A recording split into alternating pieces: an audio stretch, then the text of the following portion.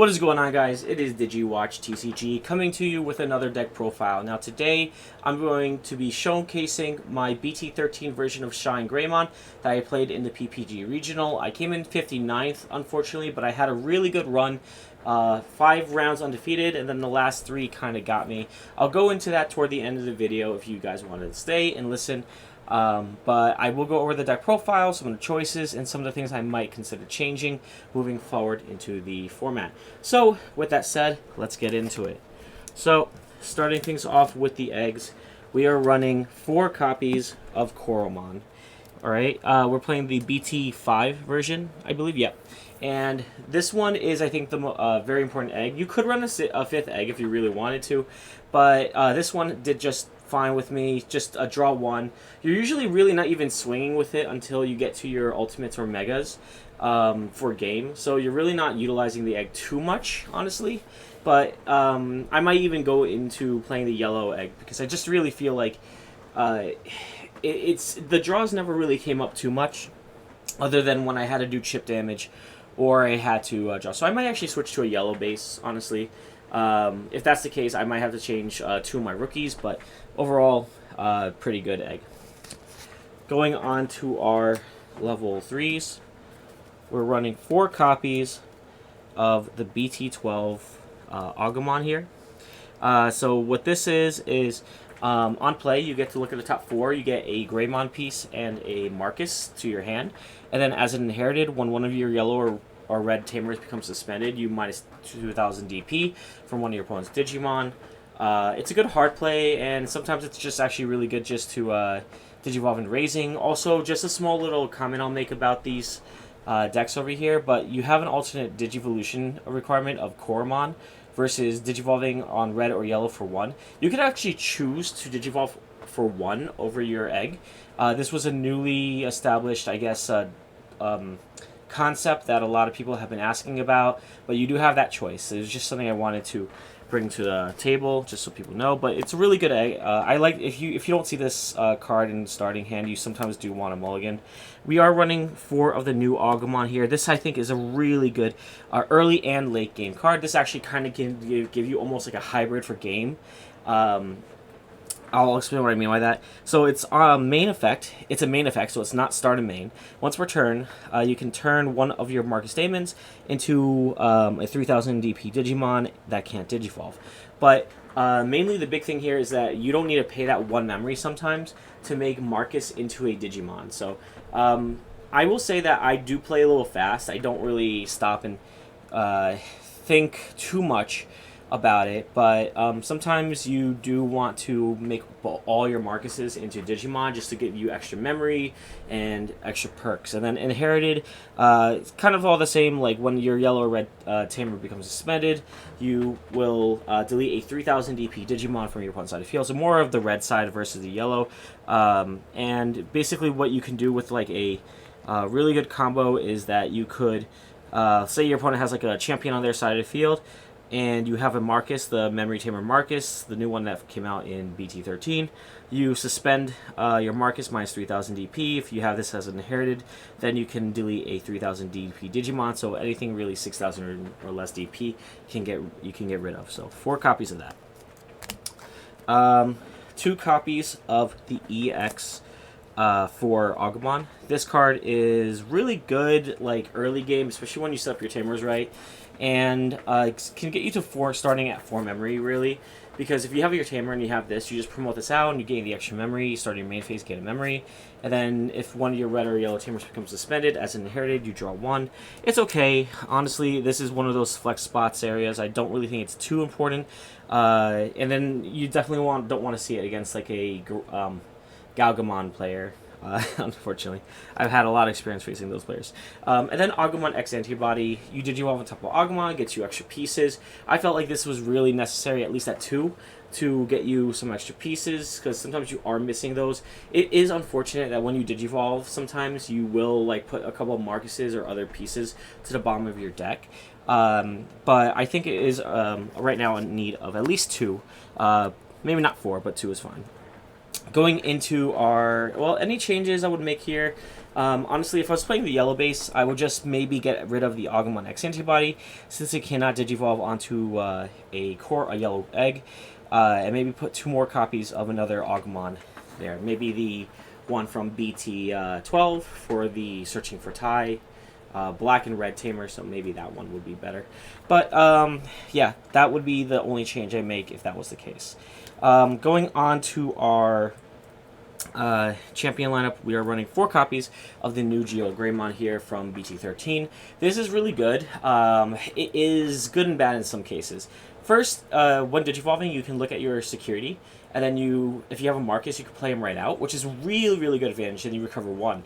The only thing is that if you don't, it kind of feels bad when you're looking at your security, and you're like, oh, I don't have any tamers I could play, so you kind of know that you have no protection if your opponent starts to get faster on you. So that is the unfortunate thing about it. Then it has the inherited, very similar to the rookie, that if your tamer becomes suspended, red or yellow, you can delete a 3000 DP Digimon. I wish it was something like maybe delete a 5000 Digimon or something like that, but you know, I guess it would be too overpowered.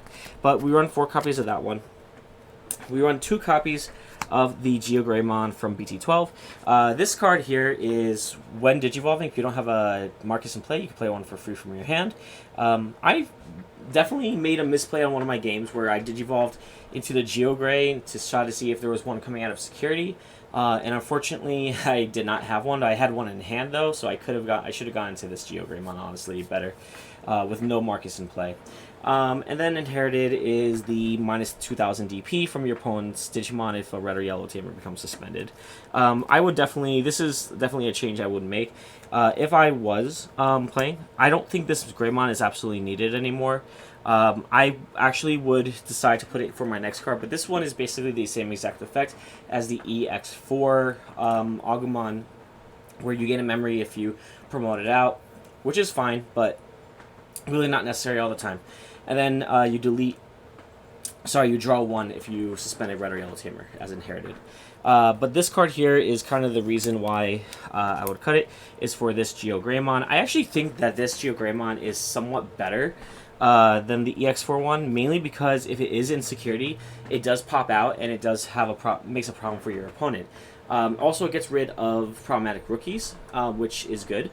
And honestly, it's not that bad a card overall. So I might cut the GeoGreymon moving forward and put more copies of the this GeoGreymon in there instead, or maybe just play a different I don't know, different champion. I'm not sure yet. But this card came in clutch for one game where he had lethal on board, came out of security, popped a rookie, and was good to go. And so that is our champion lineup. Let's go forward. So going into our ultimates, nothing too much to change. I won't spend too much time on this. They basically have like very similar effects, partial effects. But we have 4 Rise Greymon here. This one is when digivolving, you can play a Marcus Damon from your hand without paying the memory cost, and then all turns once per turn. While you have when a Marcus Damon is deleted, you can place 1 Marcus Damon from your trash to the top of your security stack. Then inherited is the same effect about saving Marcus. So this is really good when you are like maybe missing pieces or you need to get Marcus on field for other plays for your your megas and burst modes to work with.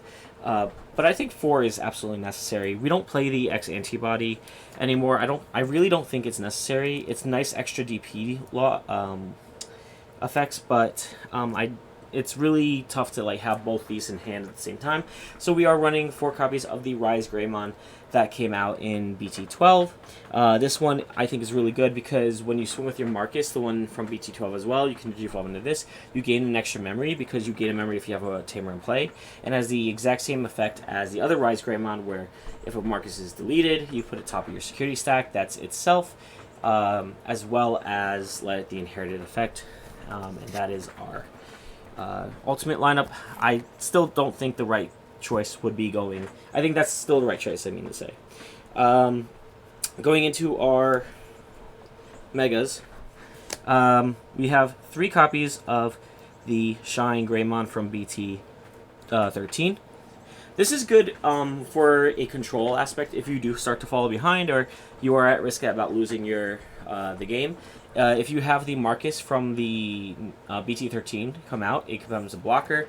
If you suspend itself and this card, you'll minus 9,000 DP from one of your opponent's Digimon. Because it's an all turns effect, it makes your Marcus a Digimon when Digivolving and starting main phase. All turns, when one of your Tamers becomes suspended, you can minus 6,000 DP from one of your opponent's Digimon is the effect here.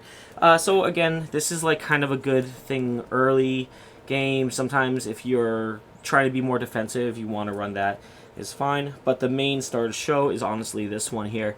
This is the ShineGreymon from BT12. It is really good when Digivolving. You can minus 3,000 DP from all your opponent's security Digimon, and I think one of your opponent's Digimon, all your opponent's security Digimon minus 3,000, and one of your opponent's Digimon that's in play for every tamer you have in play. So if you have 2 tamers in play, it's minus 6, 3 is 9, 4 is 12. And then all turns, your turn, all your Marcus Daemons get plus 3,000 and security minus 1. Security plus 1.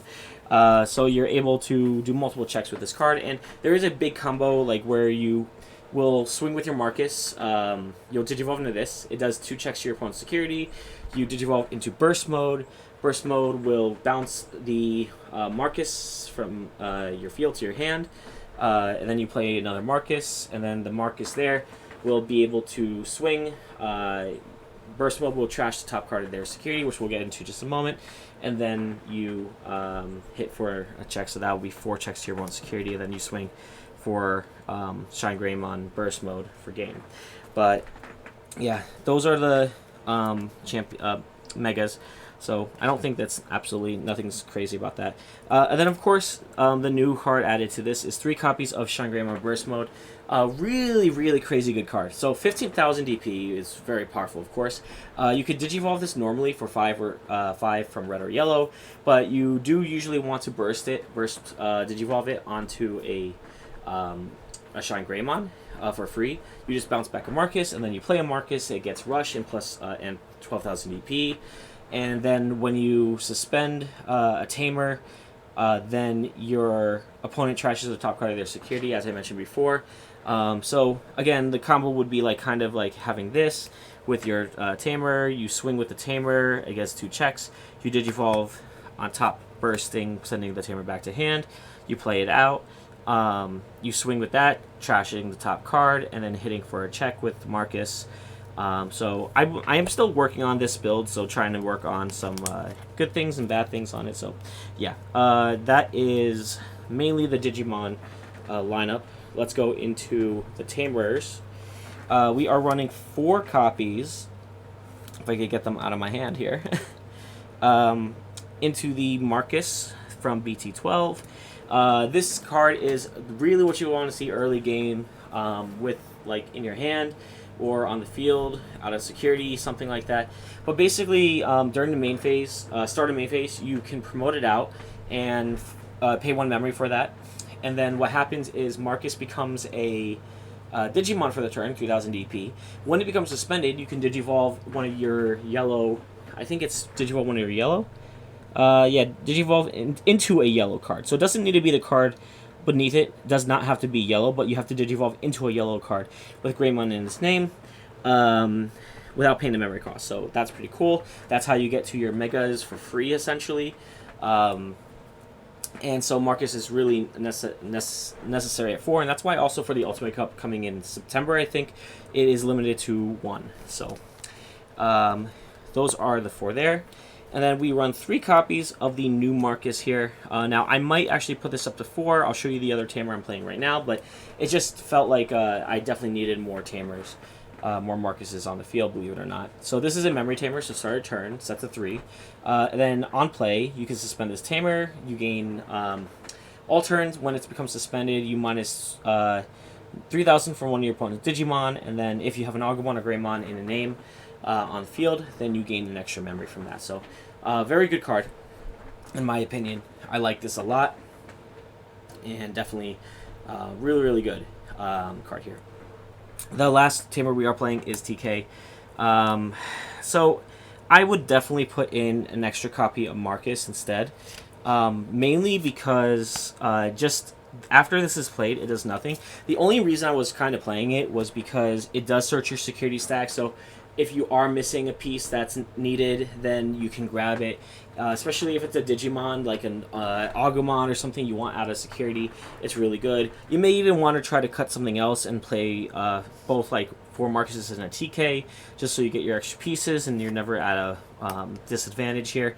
But there's also another card I want to try out maybe in the future instead of this TK, so still working on some things here. And lastly, for the options. Now, I will say this was going into the tournament. I was not initially going to play Shine. I was going to play Royal Knights. And in the last week, I made a couple of changes to the deck, and this was the card that I felt like was super necessary at a to make it consistent. And it was 3 copies of Red Memory Boost. Now, the reason why it's 3 is because you do want to see this in opening hand. Unfortunately, it does put your Marcuses to bottom of deck if you do miss on them. But it gives you that extra memory you may need moving on. Plus, it gets you your consistency for the deck, and I think it's absolutely necessary. At the very least, if worst case scenario, I may cut one of these and put in a reinforcing memory boost as a 3rd card, just so that I have the extra memory later, and I do get a card to security and a card to hand, so I may do that sometime in the future. But yeah, 3 copies of the Red Memory Boost is what I play there, and then we play 1 copy of Sunrise Buster. This card did not come up as often as I thought it would, and when it did, it just didn't do as much as I hoped it would. So moving forward from this, I will probably be playing Final Shining Blast Burst. This minus is 12 from one of your opponent's Digimon, and then if you use this in conjunction with this Marcus, so you'll actually minus 15 from one of your opponent's Digimon, because you'll do the 12 here, and then you'll do the 3 here, so it's minus 15, which basically can kill anything. So absolutely, this is kind of the direction I'm heading with the deck. I'm sure there's other people who have already done it. One last consideration, I did not put this in the deck, but I might consider it, especially if I do end up changing those Agumons, maybe the Koromon into the yellow Koromon. But we are running 1 copy of the Tai Kamiya. Or we could, we could run the Tai Kamiya. And that's because there were times where I needed a big blocker on field, or I needed it to be a little bit bigger, plus 1,000 additional. It does work for Digivolving into a Greymon, so you can tap this to reduce the cost of 1, especially if you do it with Marcus. You can attack with Marcus, Digivolve, and then tap this to gain a memory, actually. So I might try it out, and it is a good card because it stays on field for pretty much the whole game. But that's pretty much it right now. Now, in terms of what I would change for the deck, the things I would... actually, I shouldn't say changes. I'm sorry. What I meant to say is what I would potentially do in the future. So, we're just putting this out for fun. Is, again, try to maybe make it into more of a control deck, maybe a little bit more of a yellow base. I think the yellow base might actually be a better choice. But I'll talk about the matchups now. So I went 5 rounds undefeated, which was really, really cool. My first couple rounds were against ShineGreymon, which was mirror match, which was basically getting to your top end a little faster. And then Metal Garurumon was my second round. Metal had a bit of a bricky hand in the first game, so I kind of dominated the first game. I think game 2 he got it, and then game 3 I just was a little bit faster than he was. I think there was maybe a misplay, but I'm not sure. But that was the first 3 rounds. Then round 4, I faced the Royal Knights player. I just was able to go a lot faster than he was able to set up his board, and I think I finished him off 1 turn prior to him actually bringing out his boys from the Royal Knights. So that was good. Round 5 was Bloomlord. We had a really interesting match. First one, I just had full control of the board, so that was a quick game. Then round 2, or game 2, he actually was able to make his double Bloomlord, double Hydra, and with a Quartzmon on top of it, which at that point I should have probably just conceded as soon as I saw the Quartzmon and said, you know what, I can't do anything. And then round 3, or sorry, that was round 4. Round 5. Oh no, sorry, that was round 5. Man, the tournament report, right? Round 6 was where I started to screw up a little bit. I was on the future match, actually. I'm going to try to upload. I have it streamed, so if you'd like to see that, just comment below. I faced against a friend that I playtested a lot against, and he actually ended up coming in 3rd place overall. He was playing Royal Knights, and it was really, really good matchup, but I did misplay quite a few times. I heard even the commentator, I think it was Mario, who was commenting, Mario Gaming World. Definitely check out his channel if you want to see him. Some stuff he puts up. I definitely made some big misplays, and definitely would have had a more interesting gameplay experience if I had not made those misplays. But we live and we learn. Then round 7 and 8, unfortunately, I had back-to-back Blackrock-Greymon mirrors, and I would say Blackrock-Greymon is definitely the crux of this deck. It gets you, they get Tamer Deletion, they get DP Reduction Protection, and that was, I think, enough to just kind of dominate that situation, that game, in both our matches. I lost, I think, 2-0 on both of the matches. Maybe, I might have won one game overall. Between the two of them. But, yeah, I lost 3 rounds right back to back to back, and that kind of cost me the higher placement, unfortunately. But I really enjoyed it. I don't think I had a great amount of time testing the deck, and I still have to find a few outs to, like, the Blackrock-Greymon matchup. If you know the out to Blackrock-Greymon with this deck, please let me know. One more thing I will mention, even though it's not a huge consideration, I might consider trying out Rune Mode or Agumon Bond of Friendship as a top end as well for 3, because it does have deletion, so you are able to trash the top card of the security. I think all you need is a red Tamer in play. I have to look back at the card. It's been a while, but it was a consideration, and you could just Digivolve it for 3 over your level 6. So it's something to be to consider. Anyway, that is the deck profile. I hope this was helpful for you, but I would love feedback from you guys who watch this video and find it helpful. Let me know in the comment section below what you guys think. Thank you, as always, for watching, and as always, stay classy.